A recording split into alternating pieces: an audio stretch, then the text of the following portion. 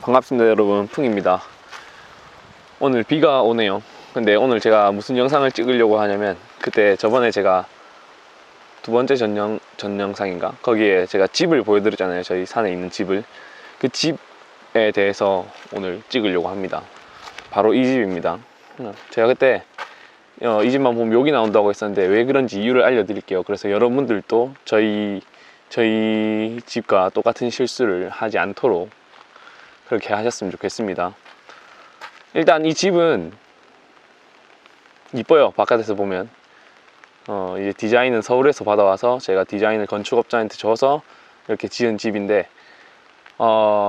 건축업자는 저희 아버지 사촌동생 이종 사촌입니다. 이종 사촌 동생이고, 그래서 여러분들이 이제 아는 사람한테 건축을 맡기면 안 되는 이유에 대해서 말씀드리려고 합니다. 공사가 2018년 6월 달 초부터 시작을 했습니다. 근데 지금 2019년 11월 말인데 아직 집 구실을 못하고 있습니다. 그 이유는 뭐 많아요.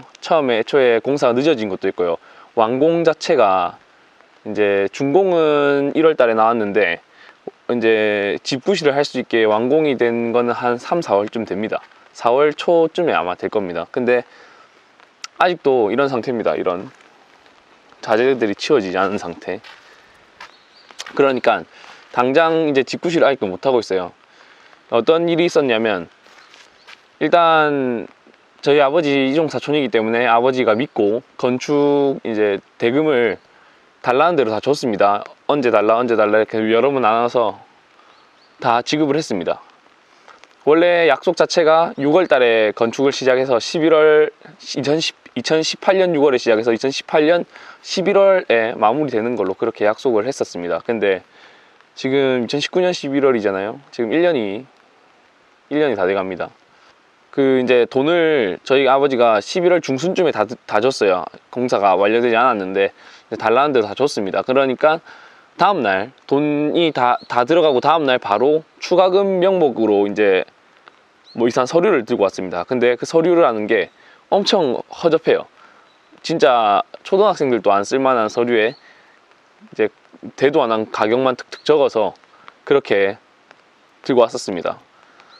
근데 본인 실수로 지금 저희 2층 층고가 높죠. 저희는 한쪽만 높여달라 했는데 오른쪽 한쪽만 높여달라고 했는데 왼쪽을 올린 거예요. 그래서 어쩔 수 없이 오른쪽도 다시 올린 겁니다. 근데 이 실수 낸 것도 자기 추가금 명목으로 올려놨었습니다.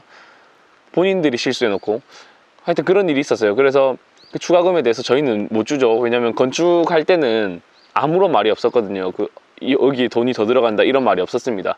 아버지한테 처음 얘기할 때 아버지가 계약서를 쓰자고 하니까, 계약서는 무슨 하면서, 계약서를 쓰지 않고 입맛대로 해드리겠다. 돈을 주면 입맛대로, 행님 거니까 입맛대로 집을 지어주겠다 이렇게 약속을 해가지고 이렇게 지은 건데, 갑자기 추가금을 4천만 원 내라 이렇게 하는 겁니다. 그래서 저희 아버지는 못 준다 이렇게 되니까 그 뒤로는 공사를 엄청 질질 끌더라고요. 막 이제 11월 12월 지나갈 때까지 계속 끌어서 아버지가 계속 쪼아서 이제 1월 달에 준공을 받아냈습니다. 받아내는 상태에서도 이제 이런 주변 정리가 아예 안 된 상태였어요. 뒤에 뭐 배수 이런 것도 전혀 만져지진 않은 상태였고요. 그래서 저희 아버지가 이 집을 지을 때 주거가 아니라 숙박업소 명목으로 지었습니다. 그리고 건축업자한테도 분명히 그 사실을 말했고요. 근데 이제 저희가 웃돈을 주고 건축업자한테 맡긴 이유가 그런 거잖아요. 그런 이제 저희가 용도에 맞게 이렇게 집을 지을 때 편하고자 하는 맡기는 거지 않습니까? 편하고자 그런데 저희가 2월 달에 숙박업소 신청을 하러 그 지자체에 갔습니다. 근데 지자체에서 저희 집은 이 정화조 사이즈가 안 맞아서 안 된다는 겁니다. 그래서 보니까 정화조가 2배는 작은 정화조가 뭉쳐 있었습니다. 그 숙박업소 사이즈 거기 맞는 규격에 맞는 게 아니고. 그래서 저희가 이제 말을 했죠. 이제 아버지께서 정화조에 대해서 정화조 교체해달라 이렇게 말하니까 뭐 못 해준다. 자기는 그런 거 들어본 적도 없다 이렇게 하는 겁니다. 그러니까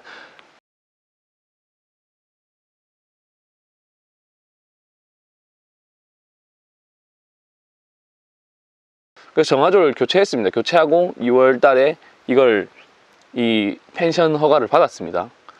그렇게 하고 이제 저희가 이제 치울 거 치우고 전기공사도 4월까지 완료가 안 돼서 전기공사도 다시 하고 이렇게 해서 5월 달 말에 손님을 받았습니다. 제 친구의 이제 회사 사람들을 받았는데 그날 딱 비가 왔어요. 근데 비가 오니까 갑자기 물이 새기 시작했습니다.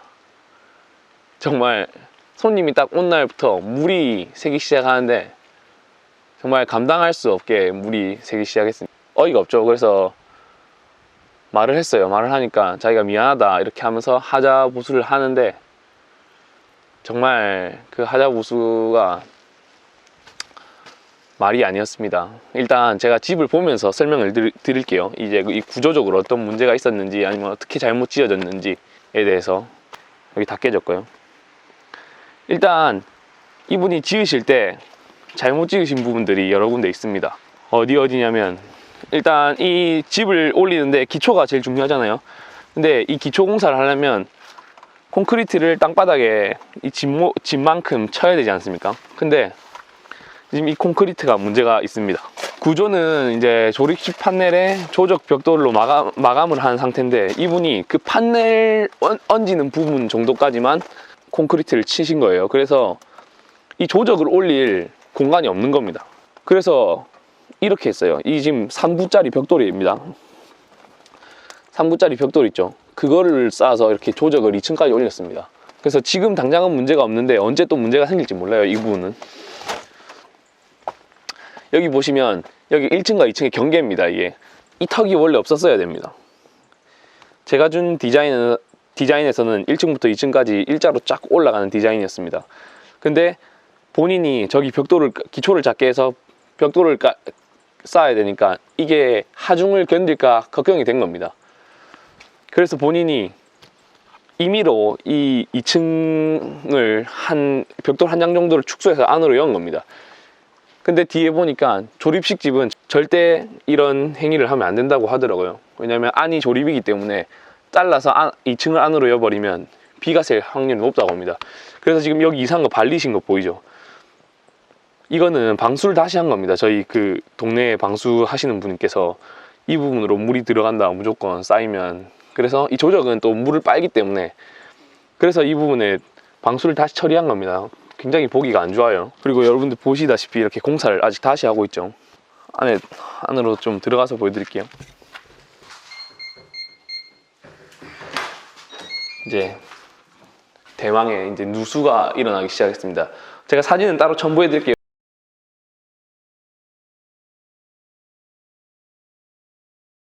이거는 지금 누수 후에 수리 후에 벽지를 바르고 한 겁니다. 이분이 처음에 누수가 일어났을 때 자기가 고쳐준다고 자기가 아는 방수업자를 데리고 와서, 방수업자인지도 모르겠어요. 근데 데리고 와서 한 6번 정도를 시도했는데 안 잡혔어요. 계속 물이 샜습니다. 비 올 때마다. 그래서 지금 여기는 지금 벽지가 다시 발라진 상태인데 여기 물 흐르는 흔적이 있습니다. 이 창에 보면 이 지금 다 물이 흘러서 이렇게 된 거예요, 위에서. 그래서 여기 몰딩 이게 다 팅팅 불어서 떨어지고 벽지도 완전 곰팡이 덩어리가 돼가지고 안에 있는 안에 있는 석고보드랑 이런 걸 지금 다 교체한 상태입니다. 그 교체는 건축업자가 한 게 맞습니다. 저희가 쪼아서 이게 된 지도 한 달도 안 됐어요, 지금. 근데 지금 바깥 작업은 아예 연락도 안 받고 그런 상태입니다. 그러니까 물이 새기 시작했는데 한 방만 새는 게 아니고 양쪽 방이 다 샌 겁니다. 그러니까 구조적인 문제가 있다는 거죠. 이거는 이거 보이시죠? 어떤 한 부분이 아니고 다 센 겁니다. 물이 이 창으로도 새고 이 창으로도 새고 이 위가 흥건하게 젖어서 막 물이 뚝뚝 떨어졌어요. 손님이 왔을 때도. 그러니까 1층은 다 샜어요. 그리고 여기 복도 이 부분도 다 새고 1층에 샌 부분 다 보여드릴게요. 그 다음에 여기 보면 화장실이 바깥에 아닌데 여기도 물이 샜고요. 여기 보이시면 물 흐르는 흔적이 보이죠? 저게 이제 철판으로 만든 계단인데 계단 사이로 물이 그냥 계속 흘렀습니다. 그리고 이 안에 있는 타일이 다 떨어졌어요. 물 때문에. 그리고 여기가 창고인데 밑에 계단 밑 창고인데 계단 밑 창고에도 물이 다 흘렀었습니다. 여기도. 그래서 지금 저희가 여기 철판 부분을 계단 작업을 이 돌로 했었는데 이거 지금 어제 새로 한 거예요. 이 돌은 어제 새로 한 겁니다. 이 돌을 작업하시는 분이. 근데 이거는 저희 아버지 생돈으로 하신 겁니다. 왜냐면 저희가 이제 너무 세니까 제가 이 돌을 다 뜯어달라고 했습니다. 건축업자한테 뜯어서 다시 해라, 밑에 방수해가지고 다시 해라 이렇게 하니까 건축업자가 뜯어보니까 이쪽은 방수가, 계단 쪽은 방수가 아예 안 된 상태였습니다. 여기는 대도 안 한 방수액이 엄청 덕지덕지 발라져 있었고요. 다시 하고 돌 작업 할 때 되니까 연락을 안 받는 겁니다, 건축업자가. 그래서 지금 이거를 저희 아버지가 생돈으로 하고 계십니다. 660만 원을 주고. 그래서 2층은 물은 새지는 않았어요. 근데 과관입니다. 이쪽으로 물이 빼어 들어가서 2층 몰딩이 다 녹슬었고요. 그리고 지금 제일 큰 문제는 2층에 이제 시작부터 보이시죠? 이게 다 파리입니다. 파리. 어디서 공간이 생겨서 파리가 알을 깠는지 지금 이 집안에 파리가 미쳤습니다. 제가 영상은 따로 이제 파리들이 살아있을 때 찍은 거를 다시 첨부해 드릴게요.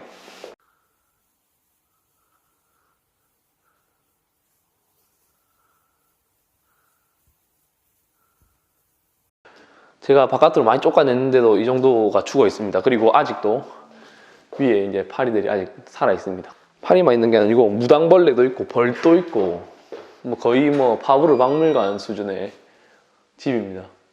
2층도 한번 보여드릴게요. 여기 다락인데 다락도 한번 보여드릴게요.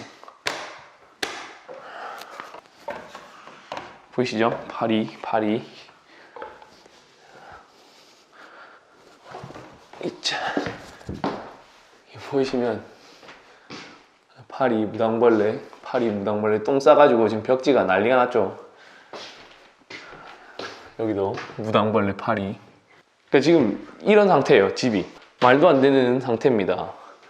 저희 이 집, 그러니까 집에 하자는 발생할 수 있습니다. 근데 하자에 대한 뒷일이나 이런 것들이 처리가 진짜 미흡하고, 일단 저희 집은 이 정도의 상태입니다. 지금 저희 아버지가 지은 집은 큰 돈 주고 지으셨는데 산이라서 이제 사재 올리기 힘들다고 돈도 많이 들였는데 집이 이런 상태예요.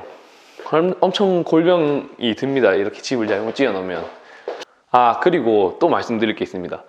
그러니까 이분이 지금 이 에어컨 보이시죠? 여기 에어컨, 저 옆방 에어컨, 그 다음에 1층에는 다 시스템 에어컨으로 해서 전체 견적을 1,350만 원을 빼서 그 건축업자가 소개시켜준 그 에어컨 사장님한테 설치를 했습니다, 저희가.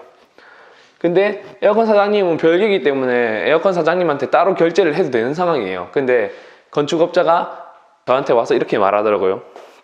지가 싸게 이렇게 말한 거니까 그러니까 저희 집에서 돈을 주면 조금 기분 나빠할 수도 있으니까 뭐 이상한테도 안 한 핑계를 냈습니다.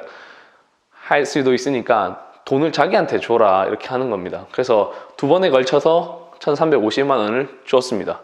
근데 에어컨 사장님이 그 이후에 다 끝난 이후에 에어컨 사장님 전화가 오셔서 혹시 돈을 건축업자한테 안 줬냐 이렇게 하시는 겁니다. 그래서 저희는 다 줬다, 지금 내역도 있다, 며칠 날 보냈고 며칠 날 보냈다 이렇게 말씀을 드리니까 근데 돈을 못 받고 있다, 왜 업자한테 돈을 줬냐 이렇게 된 겁니다. 그래서 보니까 이 에어컨 비용을 결제를 안 한 거예요, 그 에어컨 사장님한테. 제가 아는 거는 지금은 반 정도만 결제를 하고 아직 반이 남았다고 알고 있습니다.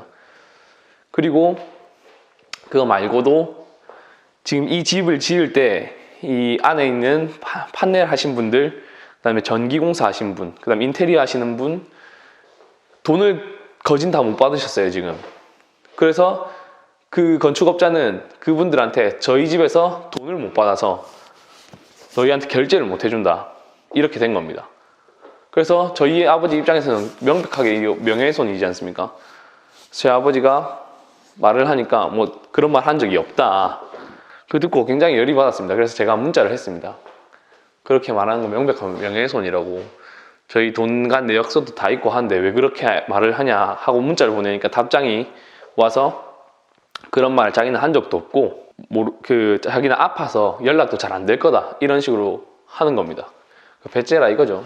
이제 저희 집은 이런 상태예요. 그래서 제가 뭐 이제 두서없이 좀 말한 것 같은데 화가 나가지고 이제 뒷부분 이제 요약해서 이제 아는 사람한테 건축을 맡기면 안 되는 이유에 대해서 요약해서 제가 집에서 한번 다시 말씀을 드린 다음에 영상을 마무리하도록 하겠습니다.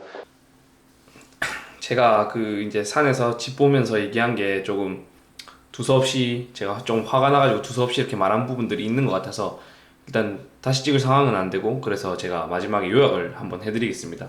아는 건축업자한테 집 맡기면 안 되는 이유에 대해서. 일단 첫 번째입니다.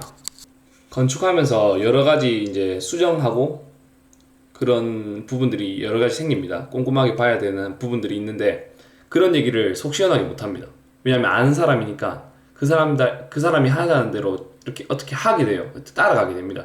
특히 건축업자들 특징이 좀 자기들 고집이 세고 곤조가 있는 스타일이라서 그렇게 말하면 저희가 이렇게 막 따로 반박하기가 좀 힘들어요. 그래서 여러분들이 강단이 있으시면 모르겠지만 저희 아버지처럼 싫은 소리 못 하시는 분들은 애초에 이제 그 아는 사람한테 하면 그런 부분에 대해서 굉장히 힘들어집니다.